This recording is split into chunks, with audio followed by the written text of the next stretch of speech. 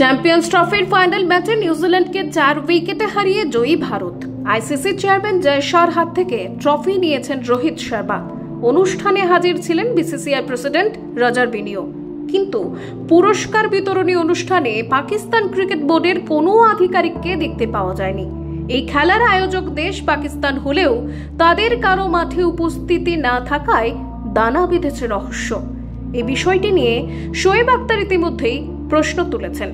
এই ম্যাচে পাকিস্তানের একমাত্র ধারাভাষ্যকার হিসেবে উপস্থিত ছিলেন রমিজ রাজা। এমনকি টুর্নামেন্টের ব্র্যান্ড অ্যাম্বাসেডর শাহিদ আফ্রিদিও উপস্থিত ছিলেন না। এদিকে ভারত বনাম পাকিস্তান ম্যাচ দেখতে এসেছিলেন আফ্রিদি। প্রশ্ন উঠেছে, জয়শাহ পাকিস্তান যাননি বলে কি পাক ক্রিকেট আধিকারিকেরা ফাইনাল বয়কট করলেন?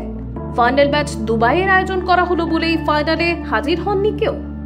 পাক প্রাক্তন ফাস্ট বোলার শোয়েব আখতার প্রশ্ন করেছেন, ভারত চ্যাম্পিয়ন্স ট্রফির খেতাব জয় করলো, কিন্তু একটা অদ্ভুত জিনিস, পাকিস্তান ক্রিকেট বোর্ডের কোনো আধিকারিক উপস্থিত নেই।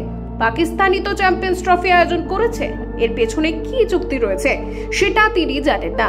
শোয়েব আখতারের প্রশ্ন, চ্যাম্পিয়ন্স ট্রফির পুরস্কার বিতরণী অনুষ্ঠানে পাক ক্রিকেট বোর্ডের কোনো আধিকারিক কেন ছিলেন না? এটা বিশ্ব ক্রিকেটের একটা মঞ্চ, সেই কারণে পাকিস্তান ক্রিকেট বোর্ডের আধিকারিকদের উপস্থিতি একান্ত কাম্য।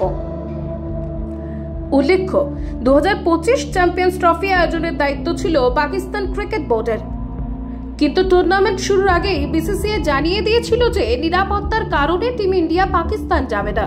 এই বিষয়টি নিয়ে প্রথমে যথেষ্ট দড়ি টানাটানি হয়, শেষ পর্যন্ত হাইব্রিড মডেলের সায় দেয় পাকিস্তান, আর সে কারণেই ভারতের প্রত্যেকটা ম্যাচ দুবাইয়ে আয়োজন করা হয়েছে।